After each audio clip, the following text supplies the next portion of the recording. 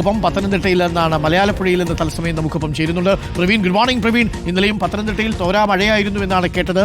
ഇന്നിപ്പോൾ മഴയ്ക്ക് അല്പശമനമുണ്ടോ? രാവിലെ പമ്പ ത്രിവേണിയിലൊക്കെ അവസ്ഥ എന്താണ്? മലയാളപ്പുഴയിൽ എന്താണ് അവസ്ഥ പ്രവീൺ?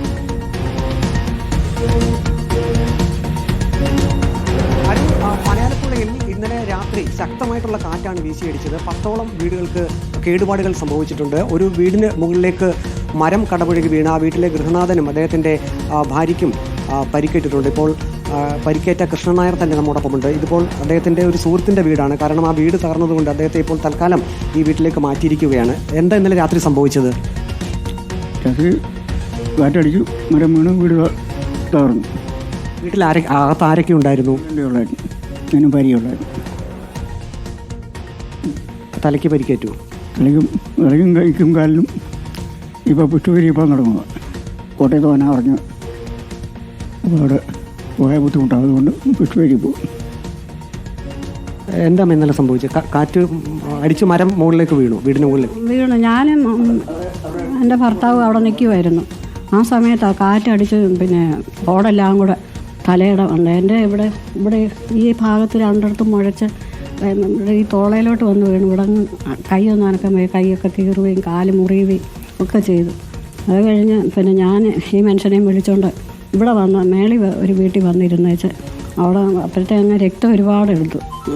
പിന്നെ എല്ലാവരും കൂടെ കൂടി ആശുപത്രി കൊണ്ടുപോയി പത്തനംതിട്ട.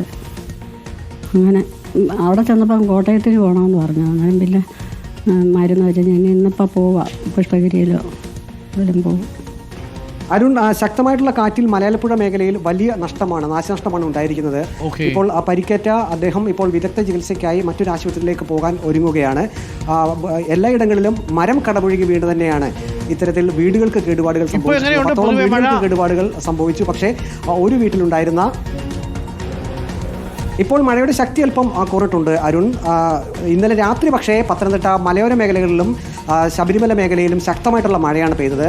പമ്പ ത്രിവേണിയിൽ പമ്പാ നദിയിൽ ജലനിരപ്പ് ഉയർന്നിട്ടുണ്ട്. അവിടെ ഒരു കാരണവശാലും തീർത്ഥാടകർ നദിയിലേക്ക് ഇറങ്ങരുതെന്നുള്ള താൽക്കാലിക നിരോധനം, ഒപ്പം തന്നെ ഒരു അറിയിപ്പും ജില്ലാ ഭരണകൂടം നൽകിയിട്ടുണ്ട്.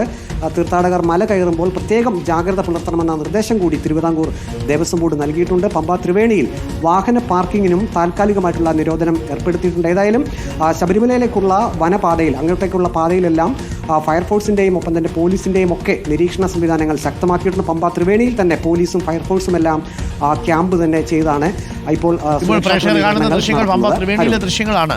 മഴ ഇങ്ങനെ കലത്ത് നിൽക്കുമ്പോൾ നല്ല നീരൊഴുക്കാണ് പമ്പ ത്രിവേണിയിലുള്ളത്. പ്രേക്ഷകർ പ്രത്യേകം ശ്രദ്ധിക്കുക. പ്രത്യേകിച്ച് ഭക്തർ ശബരിമലയിലേക്ക് പോകുന്നവരുണ്ടെങ്കിൽ പമ്പ ത്രിവേണിയിൽ ഇറങ്ങുന്നതിനൊക്കെ പ്രത്യേകിച്ച് ജാഗ്രതാ നിർദ്ദേശമുണ്ട്. നമ്മുടെ ഫയർഫോഴ്സൊക്കെ ഉള്ള സ്ഥലങ്ങളിൽ വേണം കാല് നനച്ചിറങ്ങാൻ. ഒരു കാരണവശാലും ആഴത്തിലേക്ക് ഇറങ്ങരുത്, നീന്തി മറുകര കടക്കാൻ ശ്രമിക്കരുത്. ഇതൊന്നും ചെയ്യരുത്, അഭ്യാസങ്ങളൊന്നും വരുത്.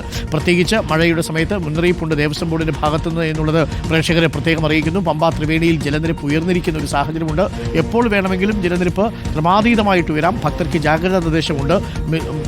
മാസപൂജകൾക്കായിട്ട് നട തുറന്നിരിക്കുകയാണ്. പ്രവീൺ പുരുഷോത്തമനാണ് നമുക്കിപ്പം പത്തനംതിട്ടയിൽ നിന്ന് ചേർന്നത്. പത്തനംതിട്ടയിൽ വീടിൻ്റെ ഭിത്തി ഇടിഞ്ഞു വീണ് വൃദ്ധ ദമ്പതികൾ രക്ഷപ്പെട്ടെങ്കിലും ചെറിയ പരിക്കുണ്ട്.